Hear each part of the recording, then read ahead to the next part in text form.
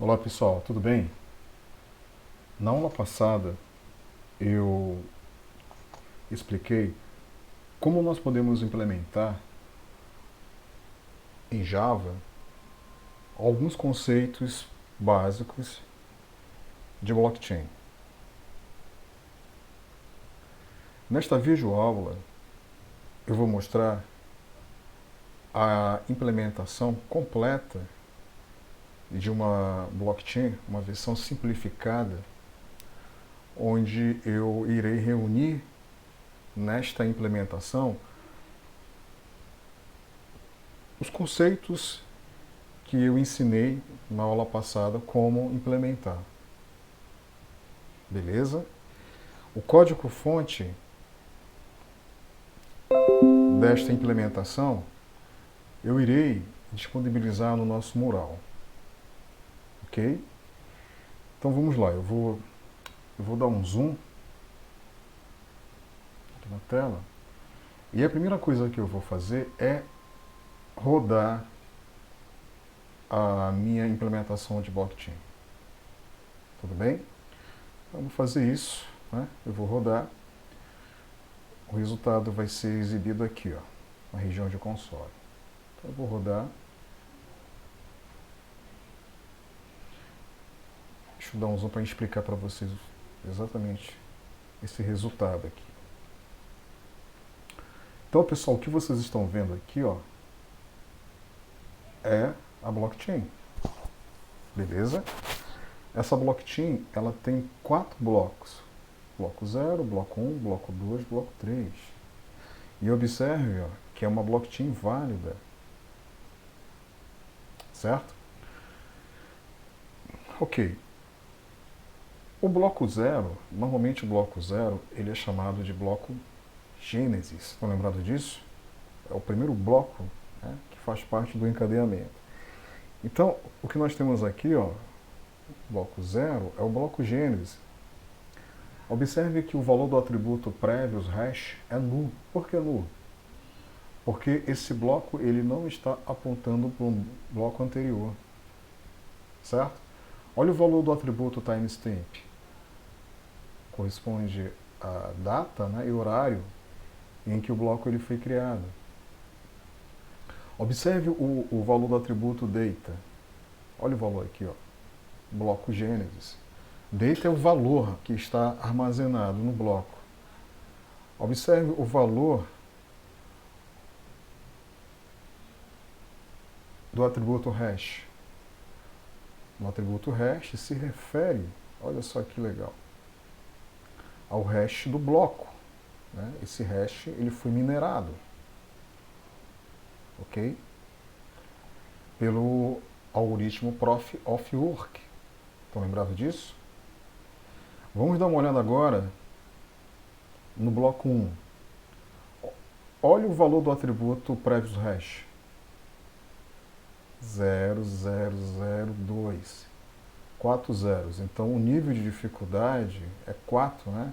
Agora observe o valor do atributo previous hash. É exatamente o valor do atributo hash do bloco Gênesis. Olha aqui, ó, 0002A0F9, né? 0002A0F9. Beleza? O timestamp. Olha o valor do timestamp. O data. Isso é um teste 1. O hash. 0000A9B6FE. Certo? Vamos dar uma olhada agora no bloco 2. Observe o valor do atributo prévio hash. 0000A9B6FSA07, certo?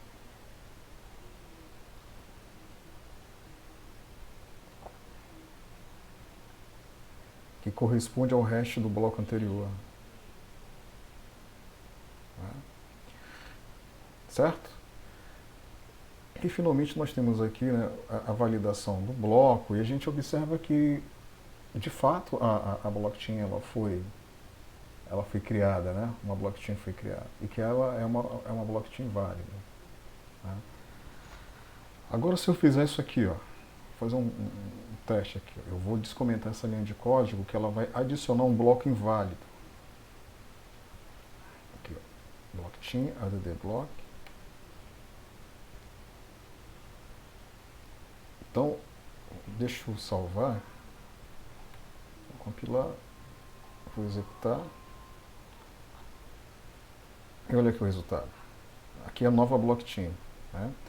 Observem aqui, ó, blockchain válida false.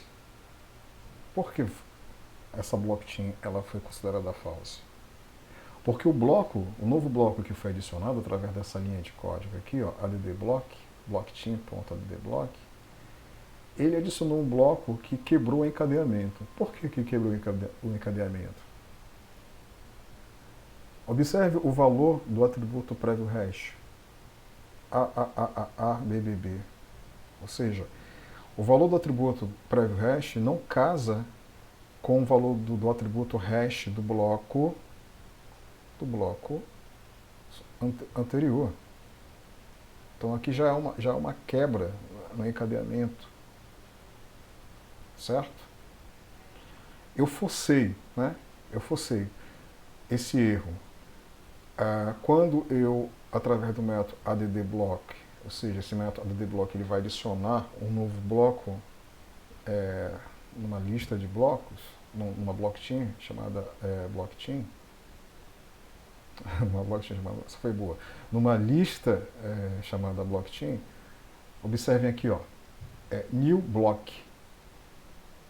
Então aqui eu estou instanciando, né? Eu estou criando um bloco novo, passando alguns parâmetros, beleza? Então eu estou passando aqui, ó, o index eu passei como 15, por isso que o valor aqui, ó, foi 15. Passei o timestamp, que eu obtive através do método currentTime millis. E olha aqui o hash anterior que eu passei. Ou seja, aqui eu forcei, né, o erro. E o data eu coloquei esse valor aqui, block invalid.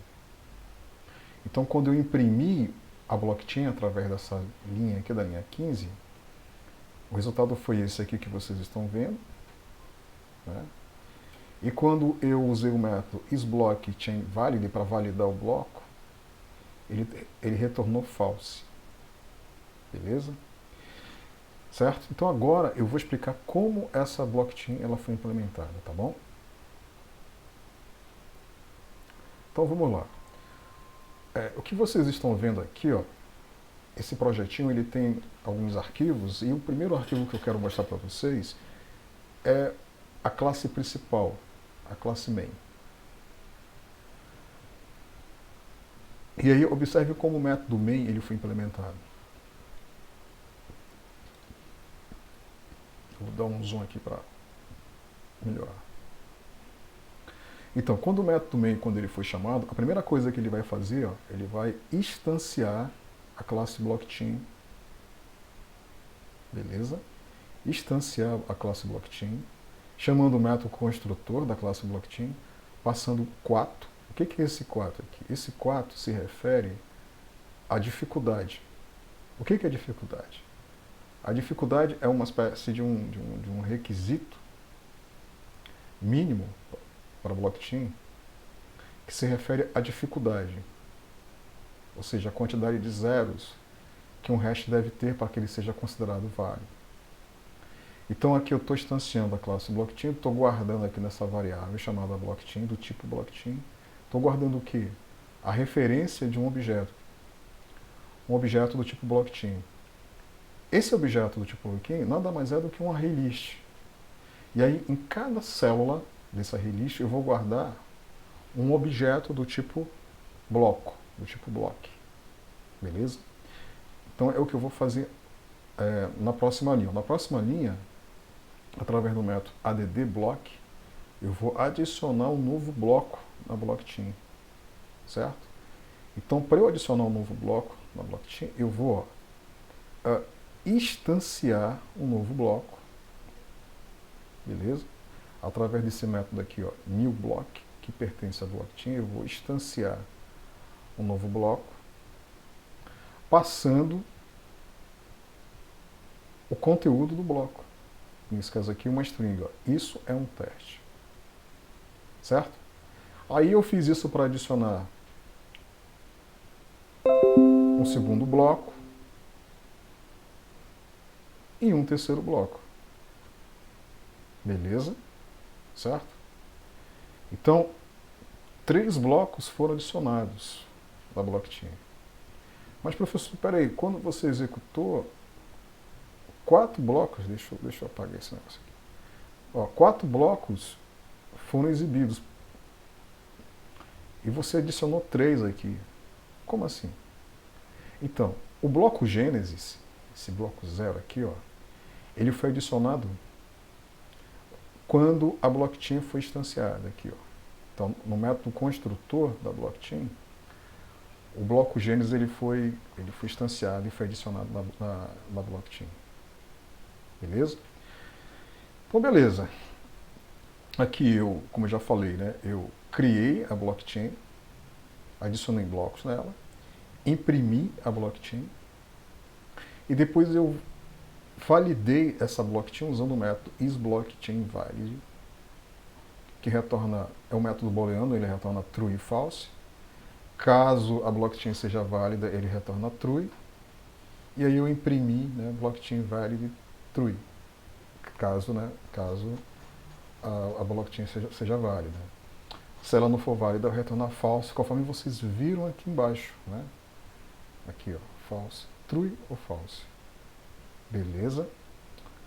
Então, aqui nós temos a implementação da classe principal, né? Tudo bem. Vamos fazer o seguinte agora. Bora dar uma olhada na implementação da classe blockchain. Bora entender como é que essa classe foi implementada. Então eu vou acessar aqui, ó, o arquivo. Ó, blockchain. Beleza? Então está aqui a implementação da classe blockchain. Eu havia mostrado um fragmento dessa classe na aula passada e agora eu vou mostrar a implementação completa. Então essa classe tem 2 atributos, o atributo dificuldade e o atributo blocks. Observe que o atributo dificuldade, o tipo dele é int, ou seja, int ele vai armazenar um valor numérico, né? Esse valor numérico se refere ao nível de dificuldade, a quantidade de zeros que um hash válido tem que ter. Eu defini aqui um atributo chamado blocks, do tipo list, que vai ser usado para guardar objetos do tipo block, certo? Ou seja, é uma lista de blocos, né? Por isso que é chamada de blocks, o atributo. Aí vamos dar uma olhada agora no método construtor. Olha o método construtor aqui, ó. Método construtor. Beleza? Na classe main, quando a gente instancia a classe blockchain, através do método construtor, estão vendo aqui, ó, eu passei 4, né, como valor de dificuldade. Não foi isso? Então, tá aqui, ó, blockchain int dificuldade. Ó. Esse argumento aqui ele vai guardar, né, o nível de dificuldade. E aí eu vou atribuir no atributo dificuldade, quando eu criei aqui em cima, a dificuldade que foi passada, né? Na sequência, eu vou instanciar aqui uma lista, né, um array list, que vai ser referenciado pelo atributo blocks, né? E como eu havia falado, ó, dentro do método construtor, eu vou instanciar o bloco Gênesis. Então, para isso, eu estou usando aqui o comando new block, estou instanciando a classe block por meio do método construtor, né? Passando o valor do índice do bloco, passando o timestamp, passando o valor do hash, do previous hash, né? Como é o bloco Gênesis, então esse cara é nulo, né, e não aponta para nenhum bloco. Passando data, né, passando data, ou seja, o conteúdo, tudo bem? Só que tem um detalhe, né? Esse bloco novo, ele precisa ser validado, um hash para ele precisa ser obtido, né? Então, para isso, eu chamei aqui o método prof of work, passando exatamente como argumento de entrada a dificuldade, né? Beleza? E aí, esse método prof of work é ele que vai encontrar um hash válido para esse novo bloco. Beleza? Ao encontrar, né, ele vai associar esse hash válido com esse bloco. E esse bloco, que é referenciado pela variável b, né, ele vai ser adicionado através do método add na lista de blocos. Beleza? Certo? Deu para entender, né? E aí nós temos o método get dificuldade, que vai retornar o valor do atributo dificuldade. Nós temos o método last block, que vai retornar exatamente o último bloco da cadeia, né? O último bloco. Então, o método get do arraylist block vai retornar o último bloco, e para retornar o último bloco eu vou usar o método size, né, para obter o tamanho do arraylist menos 1, né? Beleza. Na sequência a gente tem aqui o método newBlock. Esse método newBlock ele foi criado justamente para criar um novo bloco. Beleza? Ele vai retornar um novo bloco, por isso que o tipo de retorno dele aqui é um block. Ele recebe como argumento de entrada uma string, né, um argumento data do tipo string, ou seja, o dado que eu quero armazenar. Beleza? O dado que eu quero armazenar. Vale lembrar que um novo bloco ele sempre deverá ser adicionado no final, né? No final da lista.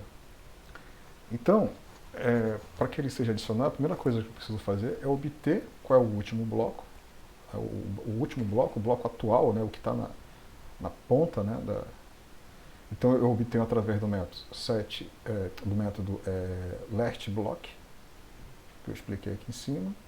Guardo aqui, no last block a referência desse último bloco, né, por isso que o tipo da variável é block, né? E aí, eu vou criar um novo bloco, né, por isso eu estou instanciando a classe block, beleza? E o índice desse novo bloco vai ser exatamente, olha só que legal, o índice do último bloco mais 1, né? Na sequência eu obtenho aqui o timestamp, beleza? E agora, olha só o valor do previous hash desse novo bloco vai ser justamente, através do método getHash, vai ser o hash do último bloco. Olha só que legal, né? E o data, né, que se refere ao conteúdo que eu quero armazenar nesse novo bloco. Beleza? Um outro método importante é o método addBlock. O método addBlock ele vai adicionar um objeto do tipo bloco, né, no array list de blocos. Por isso que ele recebe aqui um argumento do tipo block, né? Esse B aqui é um argumento do tipo block. Eu vou testar se B é diferente de nulo.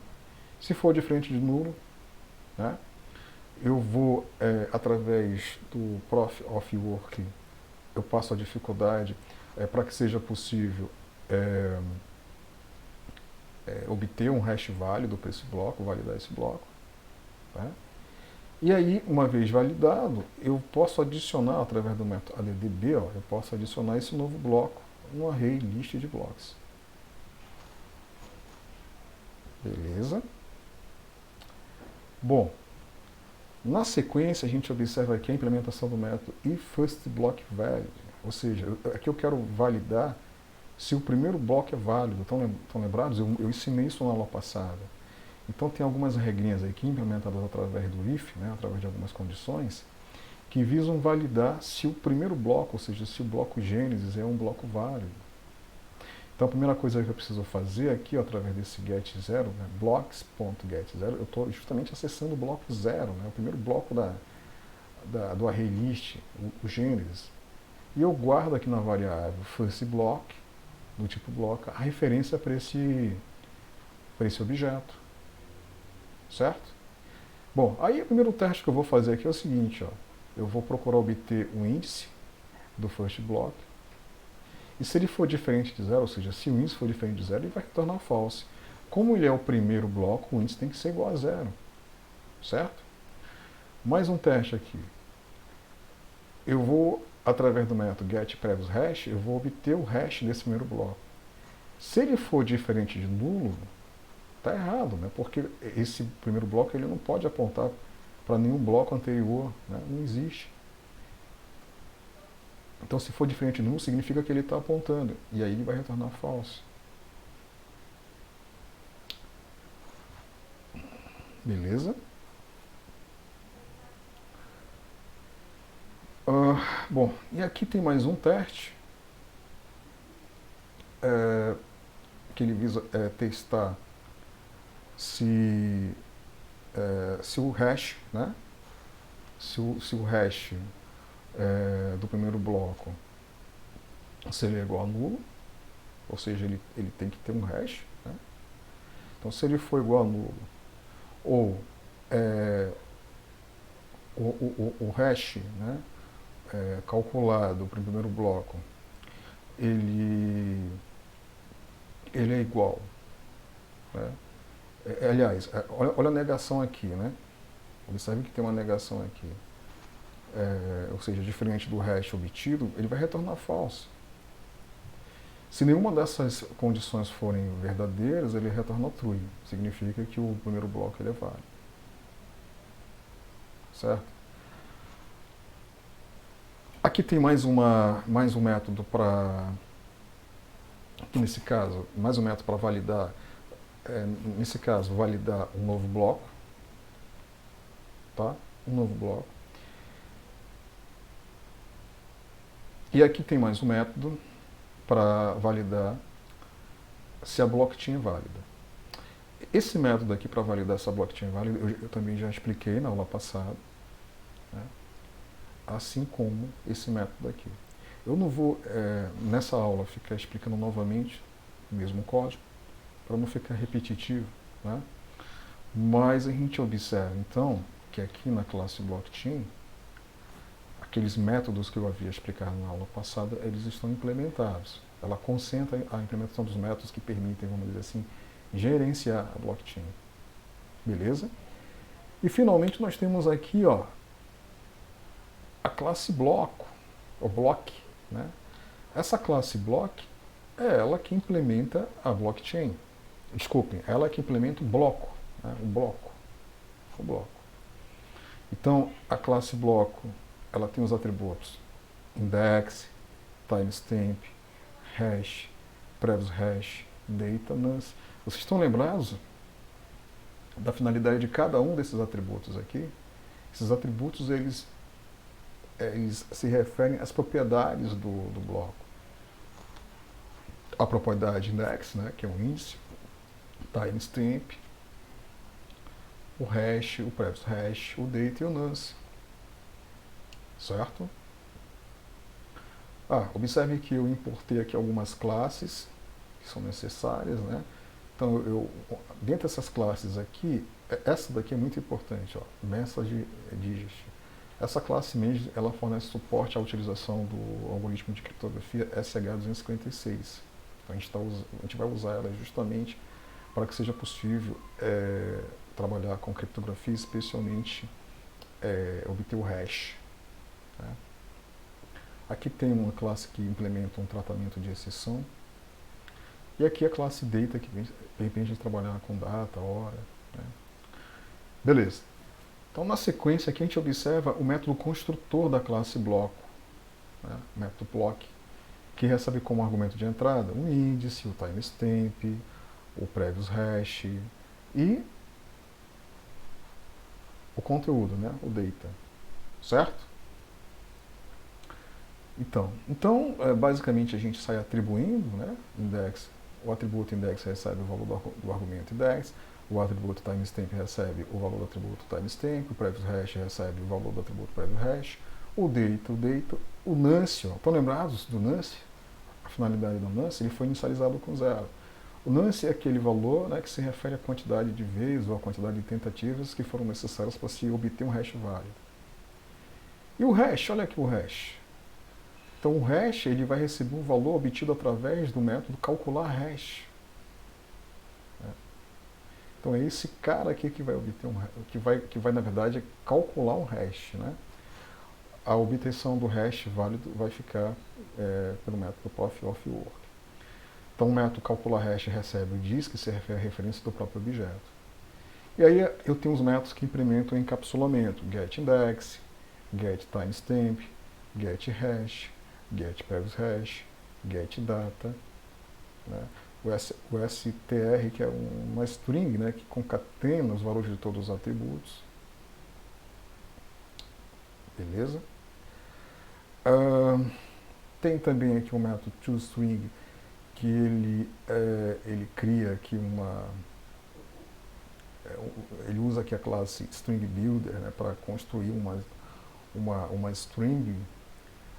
Essa string aqui ela vai imprimir, né, ela se refere a todas as propriedades que fazem parte de um bloco. Então vai permitir que seja possível imprimir na tela todas as propriedades e seus respectivos valores, né? Então está aqui, build.append block number.appindex. Então aqui eu vou, né, criar aqui o bloco com seu respectivo índice, né? Na sequência eu tenho o previous hash, append previous hash, ou seja, novamente eu estou concatenando aqui, adicionando, né, uma nova string chamada previous hash e o valor que vai ser impresso. E aí eu sigo nessa mesma lógica para timestamp, data, né, hash, beleza? Bom, tá aqui o método calcular hash que eu também cheguei a explicar na aula passada, né? Então, esse método aqui ele vai usar o SSH 256. Então, através do método getInstância, a gente consegue obter uma instância do objeto referente ao SH256, né, que pertence à classe message_dist. Vale ressaltar que é um método estático, estão lembrados disso da programação orientada a objeto. Guarda aqui na variável digest, né, observe que tem um try-catch aqui, né, para proteger esse código, certo? Bom, e aí nesse bloco aqui eu vou montar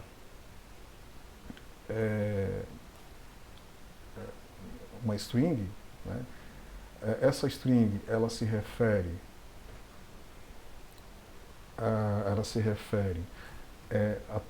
a todas as propriedades que vão ser usadas para calcular o hash. Vocês devem lembrar que eu comentei que um hash ele é calculado a partir da concatenação das propriedades de um bloco. Estão lembrados disso? Certo? Beleza? Então, o método STR, né, ele vai retornar exatamente essa concatenação. E aí eu vou passar, né, essa string concatenada, eu vou passar ela como parâmetro para o método digest, que é esse cara que efetivamente ele vai, dado como entrada um determinado conteúdo, ele vai obter o valor alfanumérico correspondente, que vai ser guardado aqui nessa variável bytes, do tipo byte, porque ele retorna como bytes, né? Ele retorna os bytes correspondentes. Beleza? Bom, e aí eu vou precisar, né, transformar, né, esses bytes correspondentes nos seus caracteres correspondentes, né? Por isso que eu estou criando aqui, ó, através da classe stringBuild, uma nova string, né? Eu estou usando aqui um construtor de string, que vai me permitir que seja possível varrer o array de bytes, pegar cada byte correspondente, converter esse cara para uma string, né, adicionar nessa string, né, zero, né, zero, que é a dificuldade, né, gerar um hash final, né, que vai ser adicionado, beleza? E no final das contas, observem que o calcular hash ele vai retornar uma string, ou seja, o hash ele é uma string, né?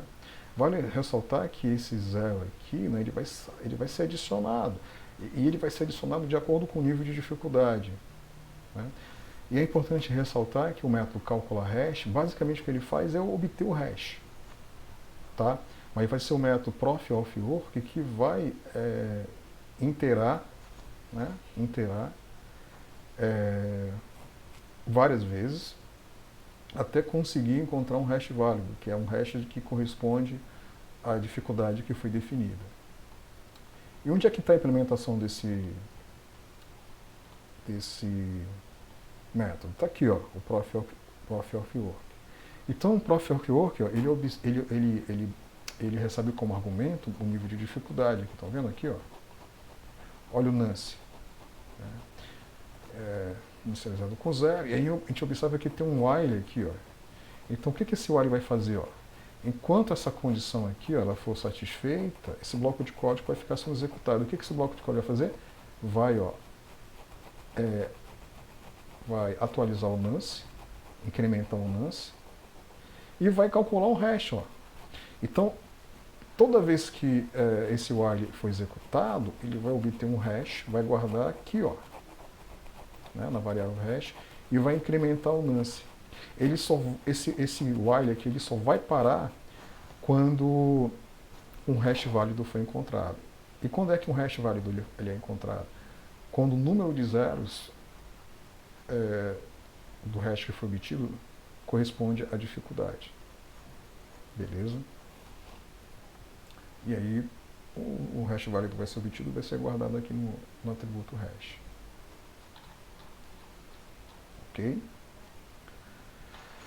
É isso, pessoal. Eu procurei implementar de uma maneira bem simples esse código para mostrar para vocês, né? Eu imagino que vocês podem estar familiarizados com outras linguagens, como Python, C#, JavaScript. De repente vocês poderão usar esse código como base para implementar nas linguagens que vocês possuem familiaridade, certo?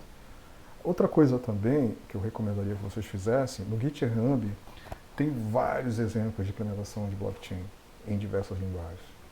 Que vocês dêem uma pesquisada, acessem, baixem esses códigos, testem, experimentem, certo? Aí eu imagino que alguns de vocês devem estar fazendo a seguinte pergunta: professor, para que você está ensinando a gente a implementar uma blockchain? Se já existem plataformas de blockchain implementadas, né, que a gente simplesmente utiliza como rede, como infraestrutura para rodar os nossos contratos inteligentes, armazenar os nossos dados. Pois é, realmente tem. E a minha intenção não é refazer a roda, mas a minha intenção é ensinar para vocês como funciona a blockchain. O que está por detrás dela. Como implementar. Quem sabe, de repente, alguém aí tem uma ideia de uma nova blockchain que possa ser usada especificamente para oferecer suporte a um determinado nicho, a uma determinada aplicação. Certo? Por que não? Beleza?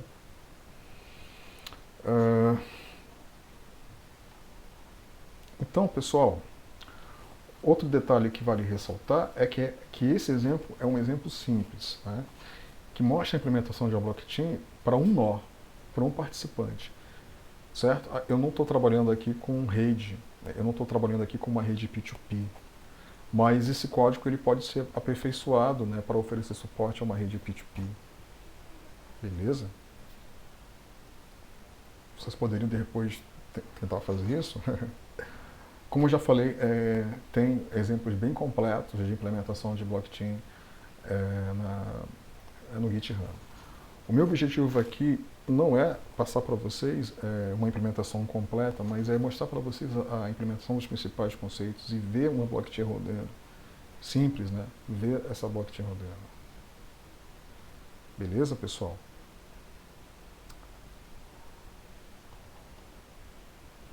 Bom, pessoal, espero que vocês tenham gostado, tenham entendido como uma blockchain ela pode ser implementada. Beleza? A gente volta a se falar na próxima aula. Eu lembro que eu tinha deixado, né, um exercício para que vocês implementassem, um desafio. Né? E eu vou disponibilizar esse código para que vocês possam estudar para quem não conseguiu implementar, tá bom?